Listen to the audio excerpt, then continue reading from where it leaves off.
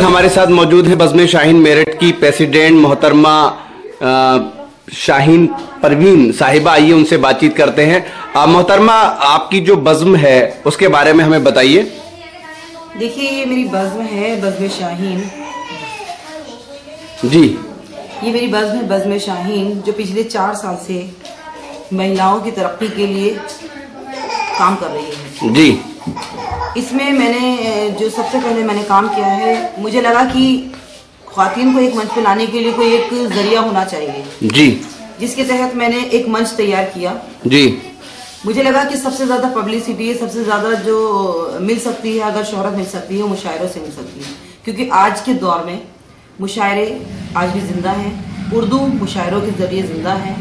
और मैं जो अपना मैसेज पहुंचाना चाहती थी लोगों तक, वो उर्दू के जरिए ही पहुंचाना चाहती थी। क्योंकि मुशायरे एक अदब की महफिल होते हैं, जहाँ लोग सुनने आते हैं, जहाँ लोग देखने से ज़्यादा सुनना पसंद करते हैं, और उर्दू को ज़िंदा रखे हुए हैं।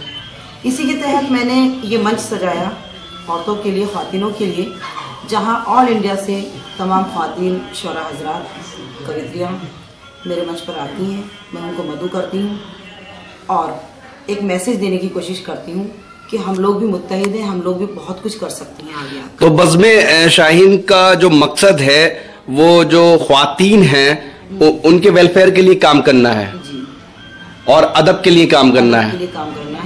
दूसरा ये है कि सरकार हमें बात करती है 33% आरक्षण देने की, लेकिन उस पर अमल नहीं हो पा रहा।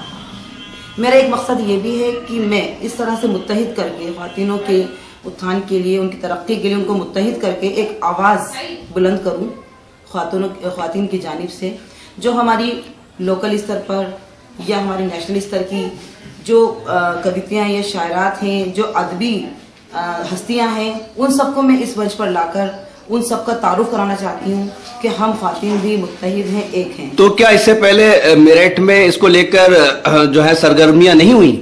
नहीं, बहुत सरगर्मियाँ हुई हैं। अब से 3 साल पहले इस तरह का कोई प्रोग्राम नहीं होता था, लेकिन 3 साल पहले मेरे जहन ने काम किया। मेरे जहन में एक बात आई कि क्योंकि मुशायरे होते हैं, वहाँ ख्वातीन की तादाद बहुत कम होती है जो मुशायरे होते हैं, तो मुझे लगा कि हमारी जो ख्वातीन शोरा हैं, जो हमारी शोरा हजरात हैं, बहुत अच्छी हैं, बहुत अच्छा कलाम भी पढ़ती हैं, तो मुझे लगा कि उनको एक मंच, एक गुलदस्ते के रूप में लोगों के सामने पेश करना चाहिए। तो बज़्म शाहीन का मकसद जो है सिर्फ मुशायरे इनकाद कराना है या और भी कुछ है? नहीं, मुशायरों के साथ साथ मेरा मकसद है, बज़्म शाहीन का मकसद है कि औरतों की तरक्की के लिए जो भी मुझसे बन पड़ेगा, जो हमारे घर में बैठी हुई तंग नज़र, तंग दिल और तंगी का शिकार औरतें हैं, उन सबको बाहर लाकर उनके अंदर एक अवेयरनेस पैदा करनी है।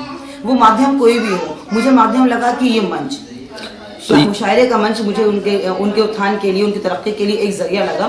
इंशाल्लाह जैसे जैसे आगे मेरे पास सजेशन आते रहेंगे या मेरे दिमाग में कुछ और सजेशन आते रहेंगे अच्छे काम के लिए, औरतों की तरक्की के लिए, मैं उन सबको इसमें शामिल करती रहूँगी। तो ये तो मुशायरे की बात हुई। मुस्तकबिल की बात करें तो कुछ और भी आपके जहन में है जो आप प्लान किया है आपने? हाँ जी, मेरा सबसे बड़ा मकसद जो है, मेरा मकसद यही पूरा नहीं होता है। मेरा सबसे बड़ा मकसद है जो आज हमारी मुस्लिम ख्वातीन घर में बैठी हुई हैं, उनको तालीम की तरफ मदऊ करना, उनके तालीम की तरफ रुजू करना। क्योंकि मैं देख रही हूँ कि हमारी जो औरतें हैं आज भी तालीम में बहुत पीछे हैं।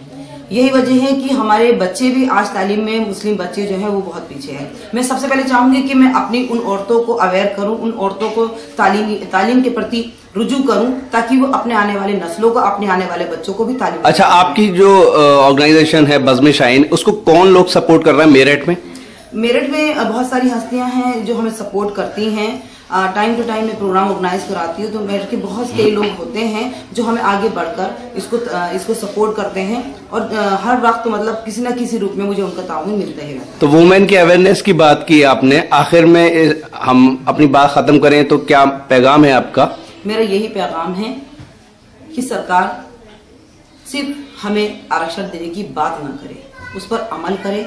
क्योंकि हम 50% की तादाद में हैं, हम भी कंधे से कंधा मिलाकर चल रहे हैं। अगर मर्द कमा कर लाता है तो हम उसकी पूरी गृहस्थी को संभालते हैं, हम उनके बच्चों को संभालते हैं, बच्चों को तालीम याफ्ता बनाते हैं। तो हमारा इस समाज में हमारा मकाम भी उनके बराबर होना चाहिए, बल्कि उनसे ज्यादा होना चाहिए। यही मैं अपेक्षा करती हूँ सरकार से भी, और अपने जितने भी जनप्रतिनिधि हैं, जितने भी हमारे मंत्री नेतागण और जितने भी हमारे जो भी हमारे जरिए हैं, उनसे मैं यही अपील करती हूँ कि हम लोगों को इस तरह के प्रोग्राम के लिए हमें बिल्कुल मदद की जाए, ताउन दिया जाए, ताकि हम और ज्यादा, इससे ज्यादा लेवल पर हम इस प्रोग्राम को, इस तरह के प्रोग्राम को आगे बढ़ाएं। एक आखिर में ये क्वेश्चन करना चाहूंगा कि जिस तरह की तंजीम आप लेके चल रही हैं और जो भी आपकी कारकर्दगी है, कुछ बीच में दिक्कतें आती हैं, खासतौर पे आप मुस्लिम हैं उसको लेकर, तो कभी ऐसा हुआ अभी या नहीं? मेरे साथ भी बहुत दिक्कतें आई। ये हकीकत है कि मैं जिस समाज से मैं ताल्लुक़ रखती हूँ, जिस मुस्लिम समाज से ताल्लुक़ रखती हूँ, वहाँ औरतों के लिए बहुत सारी बंदिशें हैं। पर्दा भी उनके लिए होना चाहिए, घर से बाहर भी नहीं निकलना चाहिए, हर तरह की बंदिशें उसमें हैं। लेकिन ऐसा नहीं है, मैंने कदम उठाया, इस तरह का कदम उठाया, ऐसा नहीं कि मैं कोई मतलब दूसरी तरह की लेकर के चल रही हूँ काम। मेरा मकसद है एक अदब के साथ में इसको, ताकि मेरा समाज के अंदर जो मेरा समाज है वो मुझे एक्सेप्ट करे और मेरे साथ चले। ये मेरा इस तरह की एक महफिल है, एक अदब प्रोग्राम है मेरा, जिसमें मुझे लगता है कि हमारे मुसलमान क्या गैर मुस्लिम भी मेरे साथ इसको अप्रिशिएट करते हैं और करेंगे और मेरे साथ जुड़ेंगे। परेशानियां सब में आती हैं, मेरे साथ भी बहुत सारी परेशानियां। तो बज़्म शाहीन न सिर्फ मेरठ में बल्कि हिंदुस्तान के और शहरों में भी अपनी कारकर्दगी को मुस्तकबिल में अंजाम देगी? जी हाँ, इंशाल्लाह मेरी कोशिश रहेगी कि मैं इसको यही मेरठ तक ही नहीं समेट कर रखूं। इंशाल्लाह मैं इसे जल्द ही बहुत आगे ले जाना चाहती हूँ। हर जिले में, हर स्टेट में मैं इसको देना चाहती हूँ, एक पैगाम देना चाहती हूँ और अपनी ब्रांचें में हर स्टेट में खोलना चाहती हूँ। बहुत बहुत शुक्रिया मोहतरमा हमसे बातचीत करने का। Producer editor Shafiq Khan, presented by Rocky Talk. Rocky Talk आज ही अपने मोबाइल में डाउनलोड कर लीजिए और बदल लीजिए अपनी दुनिया। हमारा मोबाइल नंबर 9997640286 और मुशायरे और देखना हो तो आपको हमारी वेबसाइट विजिट कीजिए www.rockytalkmedia.com।